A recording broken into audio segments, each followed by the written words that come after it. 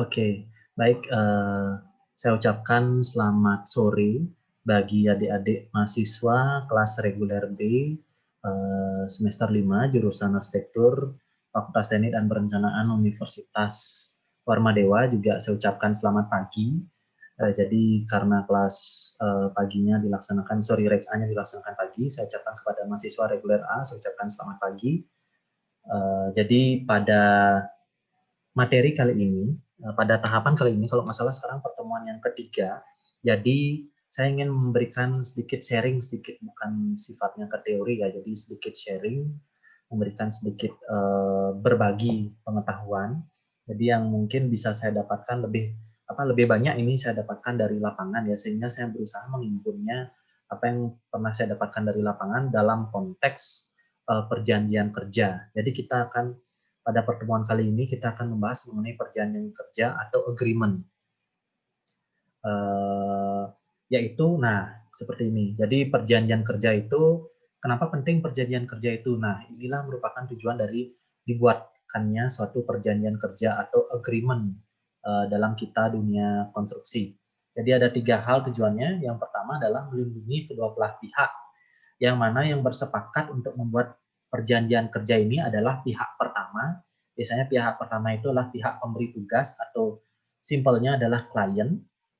Selanjutnya akan menugaskan ke pihak dua, yaitu penerima tugas atau perusahaan atau arsiteknya atau company atau pekerjanya. Nah, seperti itu. Jadi tujuannya yang pertama adalah melindungi kedua belah pihak agar tidak terjadi perselisihan di kemudian hari karena adanya permasalahan-permasalahan.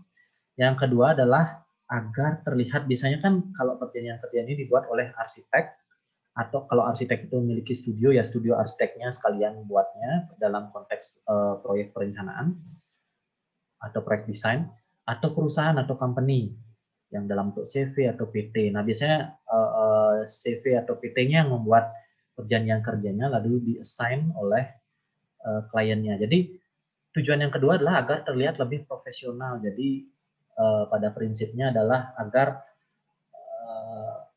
ya ujung-ujungnya adalah ketika kliennya merasa puas, belum tentu puas oleh arsiteknya.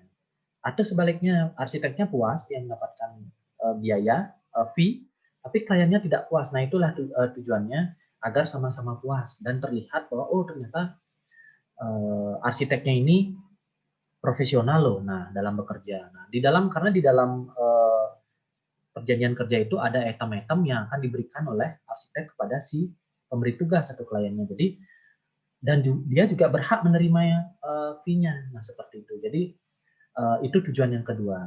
Berikutnya tujuan yang ketiga yaitu menyamakan persepsi. Nah, kurang lebih sama sih seperti poin yang pertama. Jadi apa yang diharapkan oleh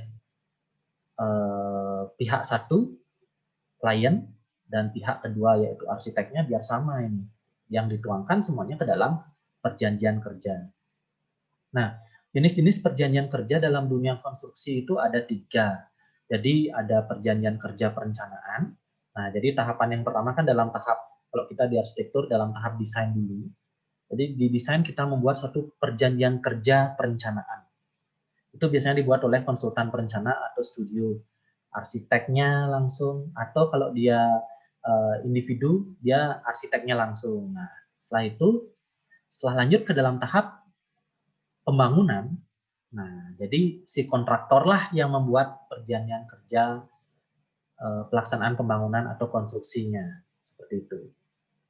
Selanjutnya, nah dalam tahap pembangunan ini biasanya kan melibatkan konsultan perencananya, melibatkan arsiteknya, yaitu dalam tahap pengawasan dia.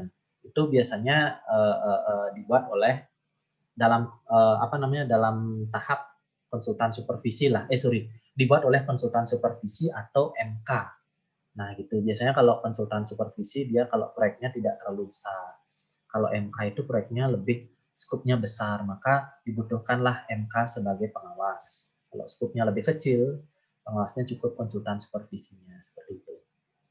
Seperti itulah kira-kira ya. Jadi saya lanjutkan. Berikutnya adalah ini kita pada tahap ini kita lebih fokus lah. Kalau kita bicaranya ke tahap pembangunan, ke tahap pengawasan, itu kayaknya sudah lebih melebar, apa ya, lebih luas lagi lah gitu. Mungkin kalau dalam tahap 2 SKS ini, saya rasa Anda memahami mengenai perjanjian kerja perencanaan di tahapnya seorang arsitek sebagai perencana, saya rasa sudah cukup. Nah, seperti kita ketahui, perencana itu dalam dunia konstruksi itu ada banyak gitu. Kalau kita bicaranya dalam tahap konsultan perencana lah gitu. Jadi konsultan perencana itu ada banyak gitu. Biasanya ya seperti biasa leadernya atau pemimpinnya adalah arsiteknya itu sendiri. Jadi ada konsultan perencana arsitektur, ada konsultan perencana struktur, ada konsultan perencana MEP. Nah itu ada konsultan perencana landscape-nya, ada konsultan perencana interior dan konsultan-konsultan lainnya. Jadi umumnya sih ada 5 konsultan ini. Kalau saya bilang sih dalam proyek yang cukup besar ya gitu, lingkup yang besar. Jadi paling setidak-tidaknya dia melibatkan 5 bidang ilmu, yaitu arsitek, struktur, MEP, landscape, interior. Nah, jadi kalau kita bicara proyek yang mungkin skopnya lebih sempit gitu, misalnya contoh proyek rumah tinggal atau villa sederhana atau penginapan atau homestay, artinya dia tidak kompleks lah seperti membuat resort seperti itu. Dia cukup melibatkan 3 bidang ilmu saja di perencanaannya, yaitu biasanya sih arsitektur, struktur, MA. Jadi struktur yang membuat suatu, kalau kita ibaratkan seperti manusia, strukturnya tulangnya, MEP-nya urat nadinya, nah itu supaya dia bisa hidup manusianya, arsitektur itu adalah kulitnya. Seperti itu. Jadi kurang lebih ini yang ada dalam konsultan perencana itu. Dengan biasanya sih leadernya selalu arsitek.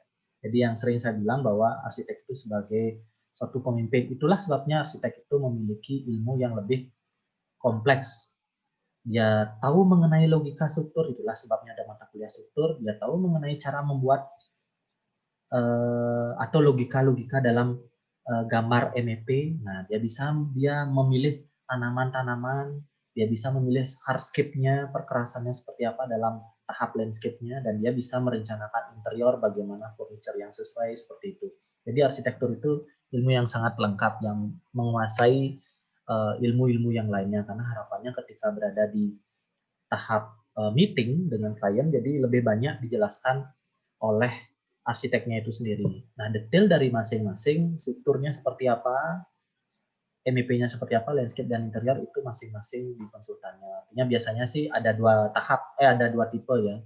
Konsultan struktur, MEP, landscape, interior itu berada langsung di bawah dari konsultan arsitekturnya, artinya sub lah, jadi subnya, atau dia pisah-pisah dia, lepas-lepas dia gitu biasanya. Nah, saya lanjut lagi. Nah, ini poin-poin apa sih yang umumnya harus ada dalam perjanjian kerja perencanaan yang biasanya dibuat oleh konsultan perencana atau arsitek. Nah, paling tidak dia memuat ada 8 poin. Jadi yang pertama adalah paling tidak kan pastinya harus ada siapa pemberi tugasnya, siapa penerima tugasnya. Pemberi tugas ya klien atau owner, penerima tugasnya yaitu arsitek. Yang kedua yaitu ada deskripsi singkat mengenai suatu proyeknya, yaitu misalnya contoh proyeknya ini bernama apa, lokasinya di mana, jadi luas lahannya berapa, itu kan pasti biasanya sudah ada lah gitu lahannya, kan nggak mungkin kita mendesain tidak ada lahannya, luas lahannya bagaimana, lalu boleh dibuatkan deskripsi yang lebih rinci namun masih umum, misalnya contoh topografinya relatif datar, berada di pinggir pantai, atau topografinya curam, berada di tebing, nah gitu. Jadi silakan berikan informasi secara umum mengenai deskripsi singkat proyeknya. Boleh juga diisi mengenai bangunan-bangunan yang harus ada gitu loh. Nah nanti saya jelaskan lah, kok bisa udah ada bangunannya ya Pak ya gitu. Nah nanti akan saya jelaskan pada implementasinya. Contoh lah saya perlihatkan. Berikutnya ada lingkup pekerjaan. Nah itu lingkup pekerjaannya apa aja sih lingkup dari pekerjaannya, atau saya bilang adalah tahapan pekerjaan. Nah itu misalnya kalau Anda mengenal di DAS itu kan ada tahapan mulai dari penentuan konsep dasar dan tema rancangan, setelah itu lanjut ke tahap program ruang, tahap program tapak, Selanjutnya adalah tahap desain skematik atau master planning-nya atau pembuatan konsep-konsep desainnya. Selanjutnya ada tahap desain development yaitu pengembangan desainnya. Selanjutnya ada tahap gambar kerja, working drawing-nya. Nah, itu untuk lingkup pekerjaan ini tergantung Anda yang menyepakati dengan kliennya. Jadi dia cuma minta misalnya gambar gambar layout plan, site plan, dan nampak potongan sama 3D udah. Jadi itulah lingkup pekerjaan Anda. Anda memasukkan itu ke dalam tahap design development kayak atau ke dalam tahap bukan gambar kerja ya. Kalau gambar kerja kan ada arsitektur, struktur, MEP dan lainnya. Itu silahkan. Nanti saya akan perlihatkan contohnya. Berikutnya memuat waktu pelaksanaan pekerjaan. Jadi ini memuat berapa sih durasi waktu yang Anda butuhkan untuk menyelesaikan pekerjaan tersebut. Berikutnya adalah, nah ini tanggung jawab pemberi dan penerima tugas. Biasanya di sini dijelaskan mengenai tanggung jawabnya dari pemberi tugasnya, yaitu simpelnya adalah dia memberikan data ke kita. Misalnya contoh, kita dalam mendesain, kita dikasih gambar lahan aja. Lahannya itu berkontur. Arsitek itu minta, Pak, ini harus ada gambar topografinya, Pak. Gitu. Nah, mungkin arsitek bisa mengira-ngira topografinya ini naik setengah meter, ini 70 cm turunnya. Nah, nggak bisa. Jadi, arsitek memberikan suggest atau memberikan saran kepada kliennya untuk mencari topografi surveyor gitu untuk mengukur lahannya secara pasti. Nah, kalau bikin resort misalnya agak besar, bikin hotel yang agak besar bintang 5 itu pasti diukur dulu lahannya oleh surveyor. Nah, itu diberikan masukan atau suggest atau saran oleh arsiteknya. Owner harus menuruti itu. Harus menuruti saran dari arsiteknya untuk mencari surveyornya itu untuk membuatkan suatu gambar lahannya, termasuk topografinya. Nah, itu biasanya tertuang sih di tanggung jawab pemberi dan penerima tugas. Berikutnya adalah, nah ini tahapan yang paling Anda sukai lah gitu, tahapan pembayaran. Jadi di sini kelihatan berapa Anda menagihnya. Anda dibayar. Pendekatan Anda dibayar itu apakah berdasarkan standar, misalnya contoh standarnya adalah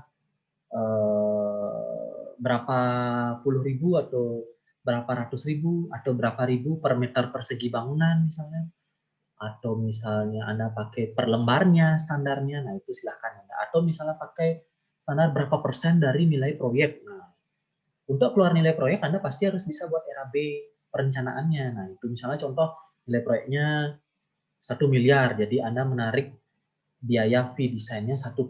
Nah, itu jadi kalau 1 miliar 1 miliar berapa ya kira-kira ya? 1%-nya sekitar 10 juta. Nah, jadi fee desain Anda 10 juta dari 1 miliar itu gitu misalnya ya. Nah, tahapan berikutnya adalah tahapan pembayaran. Tahapan pembayaran itu simpelnya termin. Jadi kan Anda nggak mungkin terakhir baru dibayar. Jadi setelah Anda bikin capek-capek per tahapannya, tahap A, B, C sampai D misalnya, terakhir baru Anda dibayar gitu. Gini sih, biasanya sih arsiteknya menagihnya per tahapan. Misalnya tahapan master planning berapa dibayar, tahapan design development berapa dibayar, tahapan working drawing berapa dibayar gitu misalnya. Nah, cara pembayaran ini biasanya berisi nomor rekening Anda atau perusahaannya, banknya bank apa, nah namanya siapa gitu. Dan ini lain-lain, ada lain-lain sifatnya bisa dikembangkan lah gitu. Jadi misalnya contoh ada item force majeure atau ada item hal yang darurat. Nah, siapa yang menanggung itu? Itu biasanya sih kalau di dunia perencanaan jarang ada. Tapi kalau di dunia pembangunannya adalah force majeure, misalnya terjadi kalau sedang membangun misalnya tahapan pembangunan.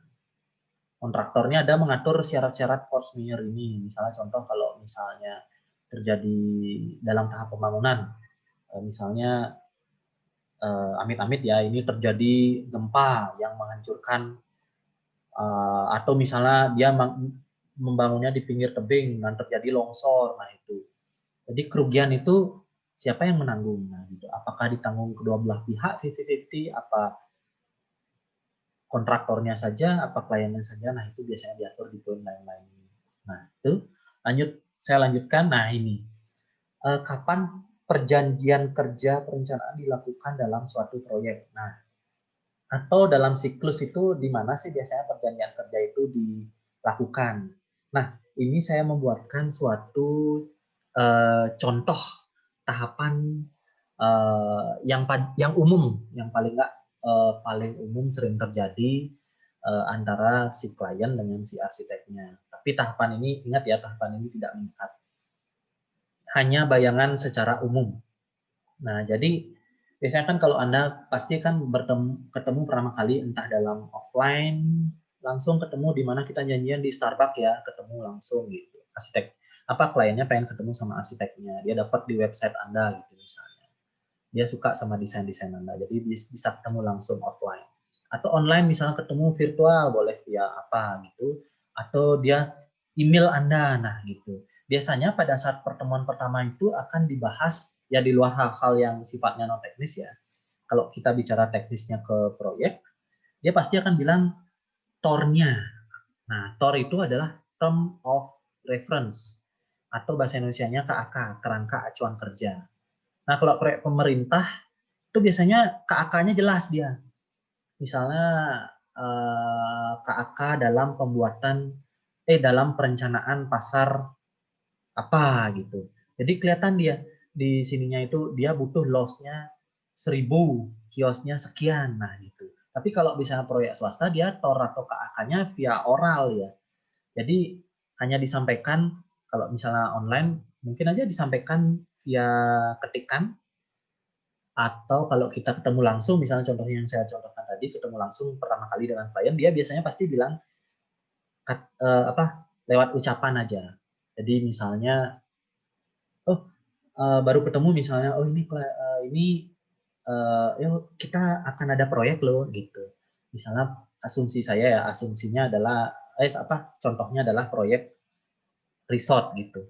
Jadi misalnya resortnya itu di daerah Ubud gitu. Jadi, oh ini kita akan ada proyek resort loh. Jadi resortnya itu di daerah Ubud. Nah nanti saya minta resortnya itu kan ada lobbynya. Nah itu harus Anda ingat, bila perlu dicatat atau direkam. Nah itu apa yang dia minta, keinginan atau kebutuhannya dia. Itu merupakan suatu TOR atau KAK-nya. Term of Reference atau kerangka acuan kerjanya. Yang disampaikan melalui kata-kata. Oh nanti karena saya orang Chinese, jadi saya percaya dengan Feng Shui. Jadi saya minta lotnya itu harus ganjil ya, misalnya gitu. Dia ada ketentuan-ketentuan tertentu, itu masuk dalam TOR atau KAK-nya. Harus jumlah lotnya 33 gitu. Karena saya percaya 33 itu memberi keberuntungan, memberi berkah buat kami, dan lain sebagainya. Lokasi lahannya berada di sini, kira-kira lahannya itu berapa are luasnya. Nah ini ada gambar sertifikatnya, biasanya itu dikasih gitu. Jadi apa yang pertemuan pertama itu pasti akan dijelaskan secara umum mengenai gambaran yang akan Anda rancang. Misalnya Anda menanyakan di pertemuan pertama, Pak, Bapak suka desainnya seperti apa ya gitu. Oh, saya suka yang industrialisme gitu, kayak misalnya Gosha gitu contohnya.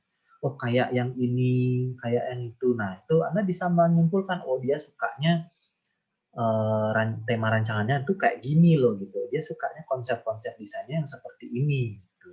Atau mungkin pada saat pertemuan pertama Anda bisa bawa portofolio Anda gitu.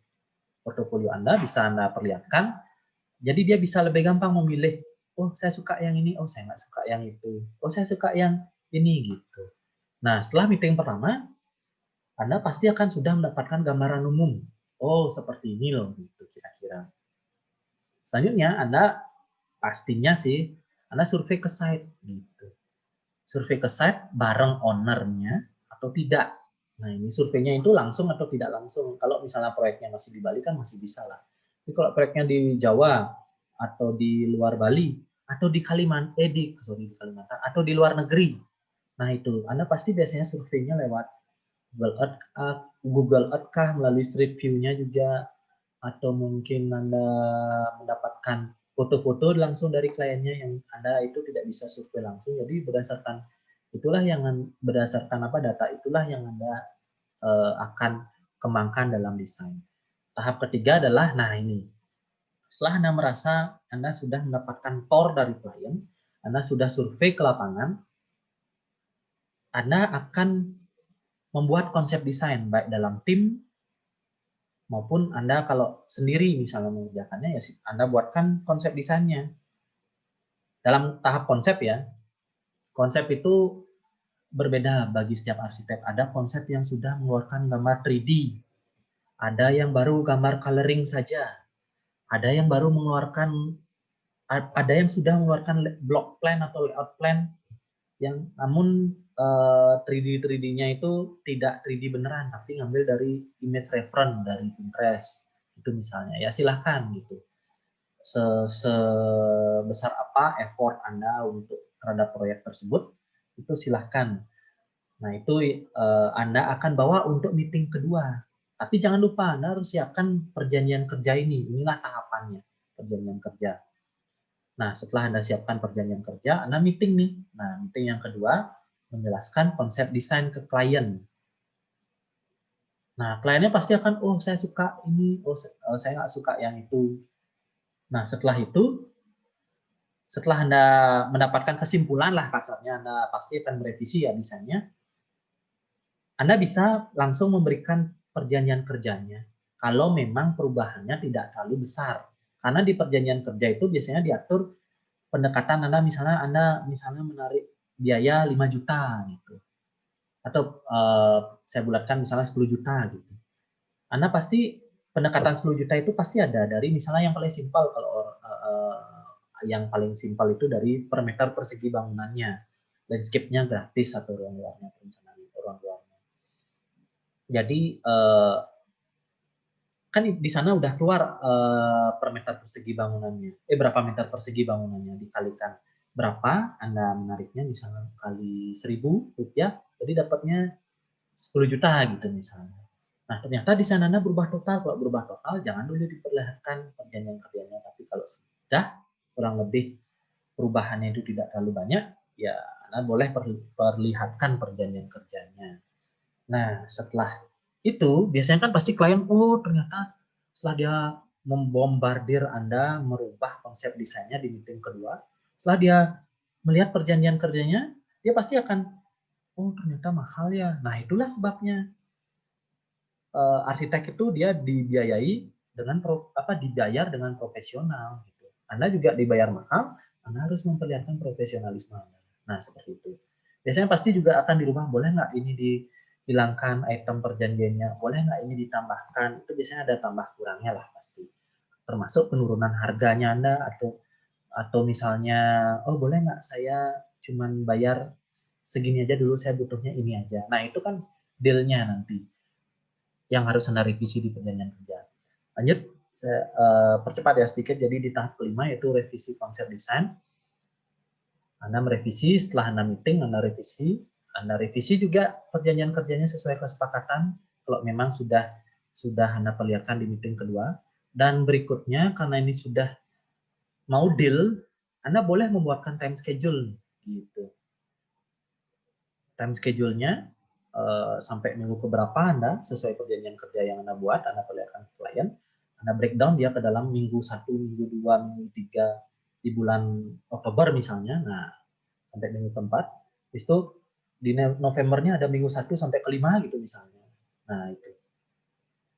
Anda buat time schedule-nya dan di sebelah kirinya ada tahapan-tahapan desainnya gitu.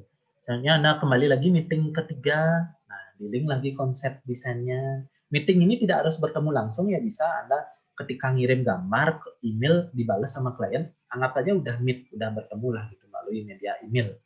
Syukur-syukur bisa bertemu lewat media virtual, lewat Zoom atau Google Meet atau Webex atau yang lainnya lah gitu. Nah, sekarang udah gampang. Oke, meeting ketiga itu Anda pasti akan di-link konsepnya dulu biar fix. Nah, dan penandatanganan. Nah, ini biasanya dilaksanakan penandatanganan. Di tahap inilah, tahap meeting kedua Anda mengajukan perjanjian kerja. Tahap meeting ketiga Anda menandatangani perjanjian kerja. Nah, setelah itu udah enak nih Anda untuk menerjemahkan gambarnya ke dalam tahap desain master plan.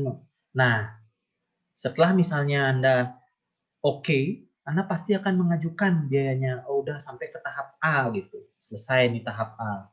Kliennya minta, oh lanjut ke tahap B. Anda ajukan berapa fee yang Anda minta itu biasanya dalam bentuk invoice.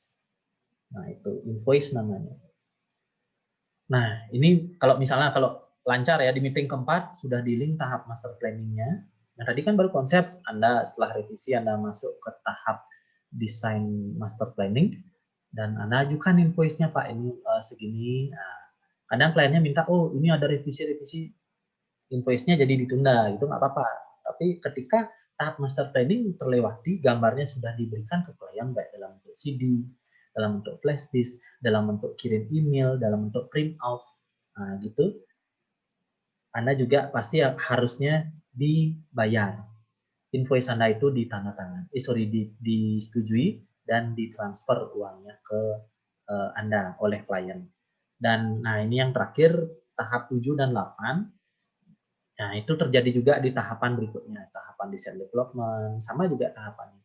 Anda buat, setelah buat, Anda perlihatkan, ada revisi, Anda revisi, kalau tidak ada, Anda ajukan invoice yang kedua, setelah itu, setelah dibayar, baru Anda lanjut ke invoice yang ketiga. Nah, tujuan ini adalah untuk Anda juga tidak rugi membuatnya. Misalnya contoh Anda buat tanpa adanya invoice atau pentahapan, Anda buat tahap A sampai Z, setelah sampai Z baru dirubah total, Anda rugi waktu.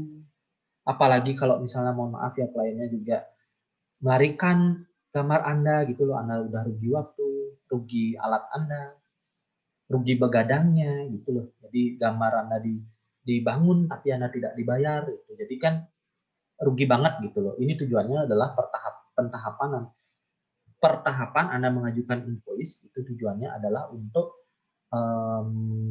apa namanya, menyelamatkan Anda juga. Jadi biar nggak rugi di tahap A gitu. Misalnya tahap A udah dibayar, baru Anda lanjut ke tahap B, dan seterusnya. Oke, saya perlihatkan contoh ya. Jadi contoh dari Anda mengajukan, penawaran. Ini bukan perjanjian ya, jadi pembuatan konsep desain. Nah ini ini perjanjian kerjanya mungkin penawaran dulu ya.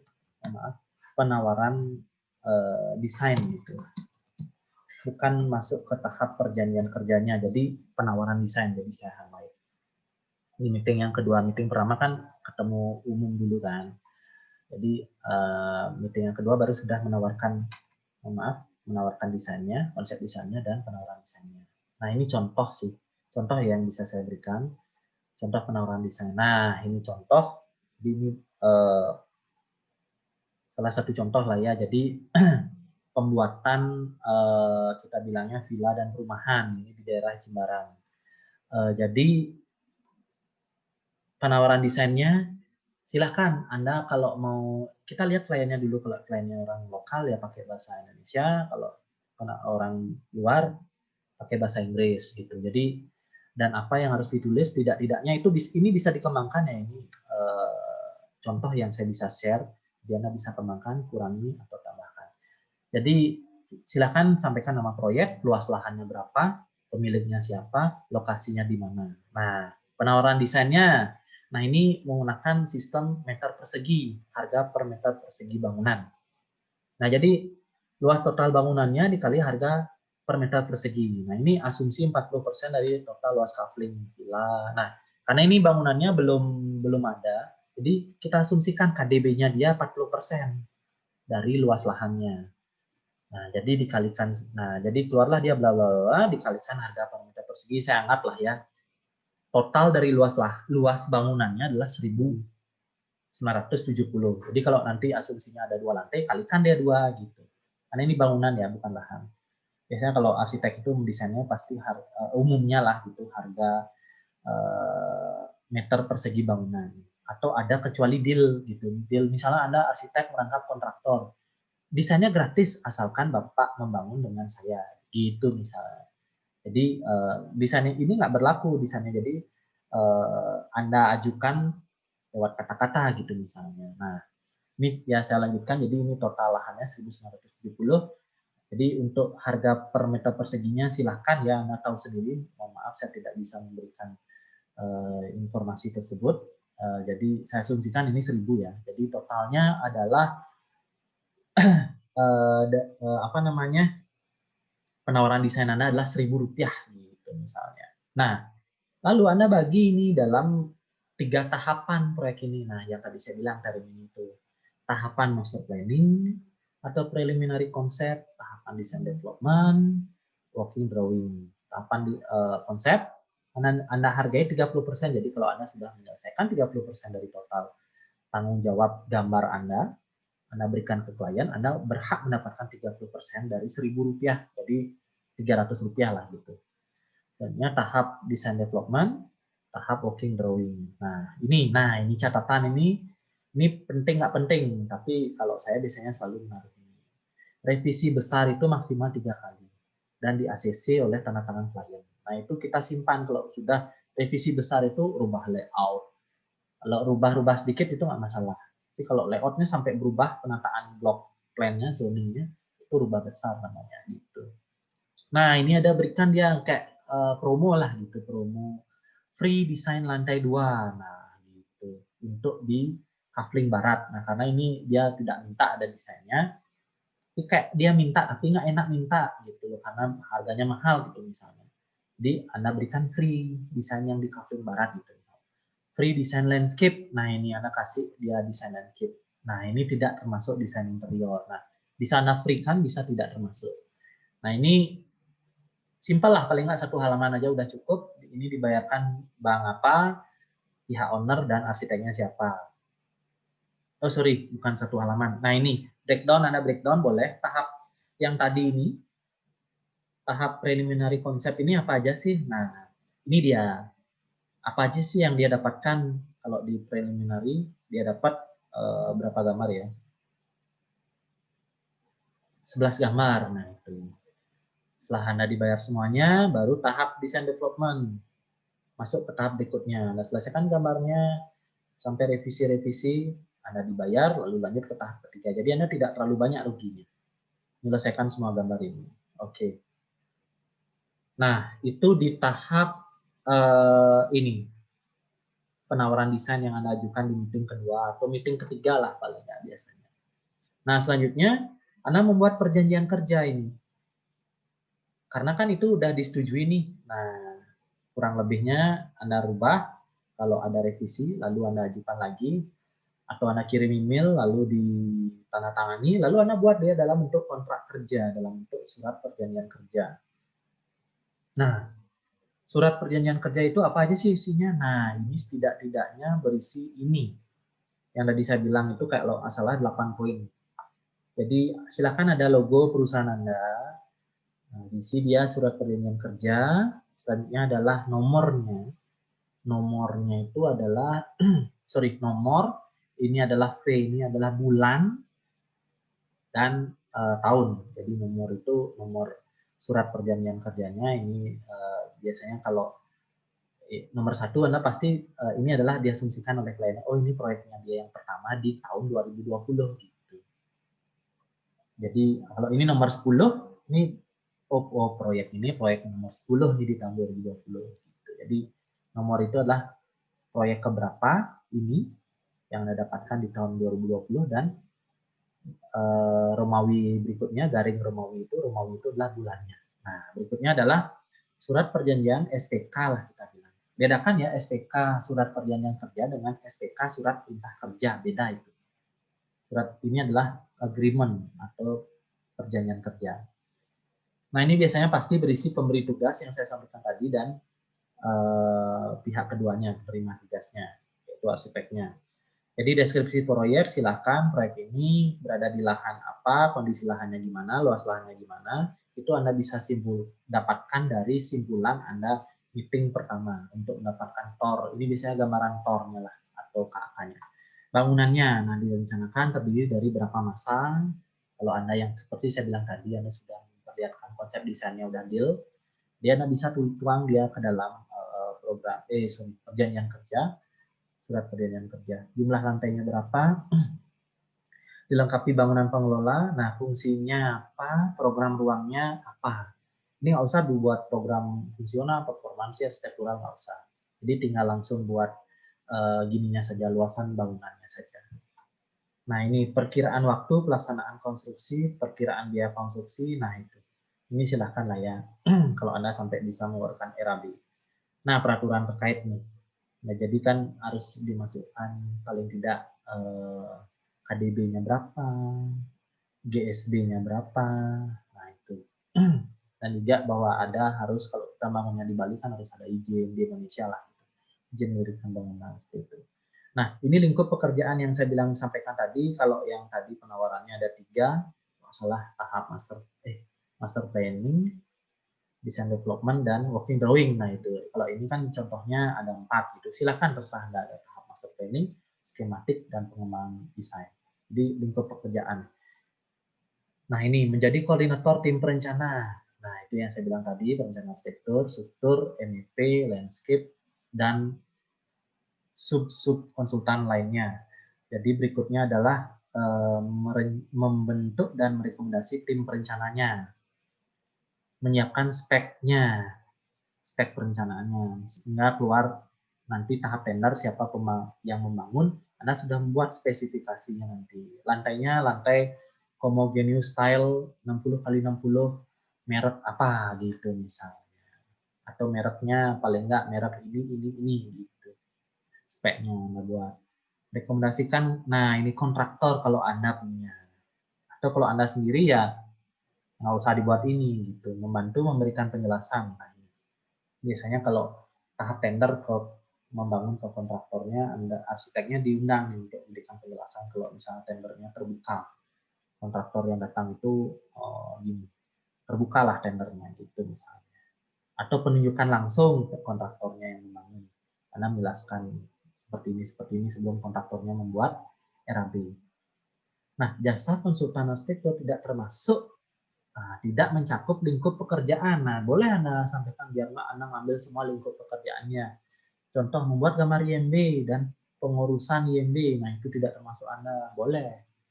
Proses, nah pengawasan di lapangan, boleh, tidak Anda masukkan. Atau Anda berikan free, Anda memberi pengawasan 5 sampai 10 kali misalnya. Jadi dalam tahap pembangunan Anda berikan free 10 kali pengawasan Anda ke lapangan untuk ngecek. 10 kalinya tergantung request nih. Kalau lebih dari 10 kali Anda silakan ajukan penawaran lagi untuk biaya pengawasan. Berikutnya waktu pelaksanaan pekerjaan.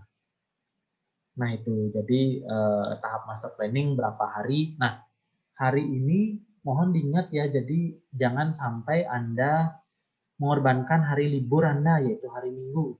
Atau Anda pengen libur 1 minggu, jadi hari kerja Anda anggap 5 hari kerja dalam 1 minggu. Nah jadi Anda bilang misalnya tahap master plan selesai dalam 20 hari kerja. Jadi kalau 20 dibagi 5 hari per minggu, jadi 1 bulan Anda selesai. Bukan 20 hari kerja itu Senin sampai Minggu Anda ada libur, bukan. Biasanya sih kalau arsitek, apalagi yang pemula, biasanya 6 hari kerja pakainya. Kalau arsitek yang sudah pro, biasanya pakainya 5 hari kerja. Ini biasanya ya, jadi tergantung. Tahap skematik desain selama berapa hari kerja Anda selesaikan. Sejak disetujui owner lah ya, gitu ya. Kecuali ownernya lama bawa untuk merevisinya, itu jangan itu dihitung sebagai hari kerja Anda. Itu, dan sampai tahap ke belakang. Nah, kalau memang tahapan lengkap yang diminta oleh klien sampai gambar kerja, kan kadang klien itu nggak minta sampai gambar kerja. Contoh kayak cuman buat rumah tinggal, paling tak sampai tahap desain skematik atau pengembangan desain aja gitu.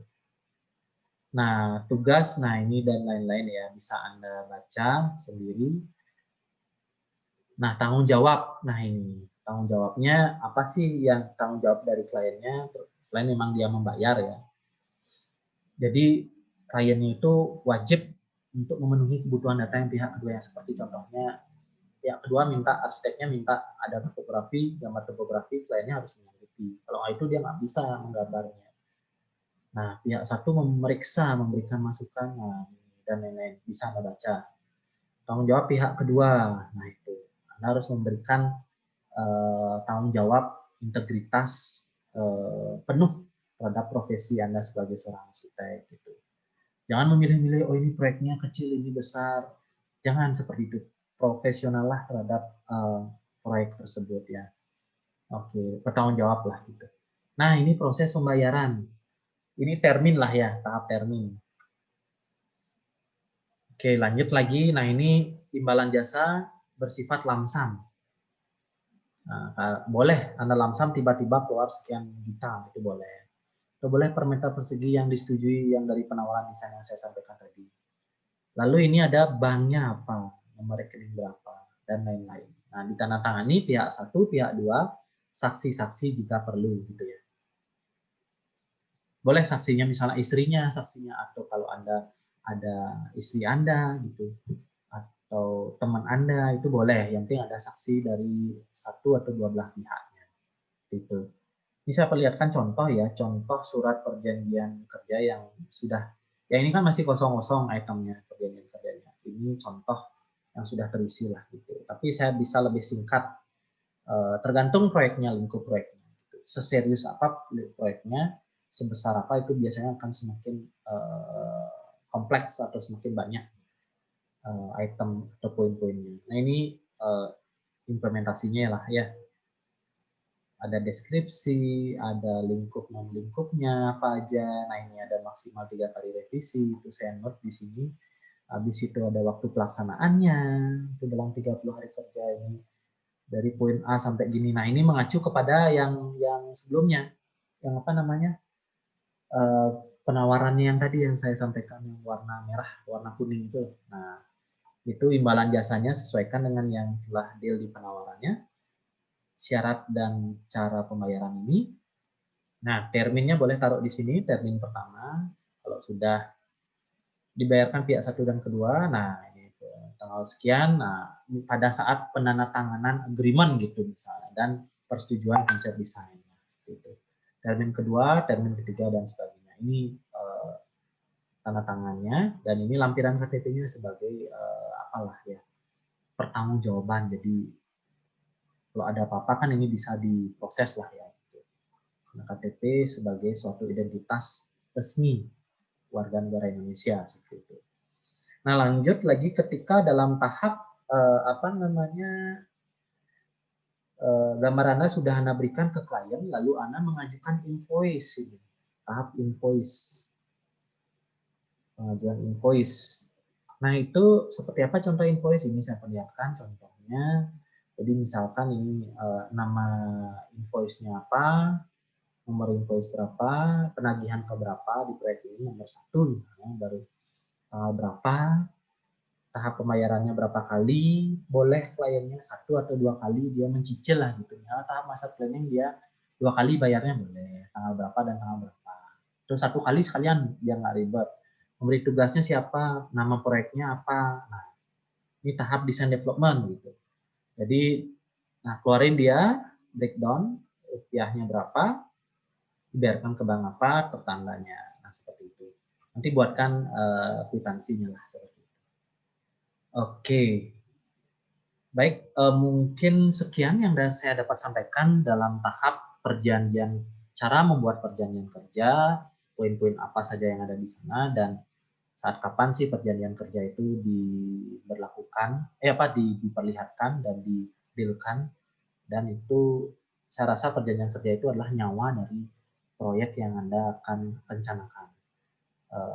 Itu akan buktikan seberapa profesional Anda akan dalam mengerjakan suatu proyek tersebut. Selain memang dari kualitas desain Anda.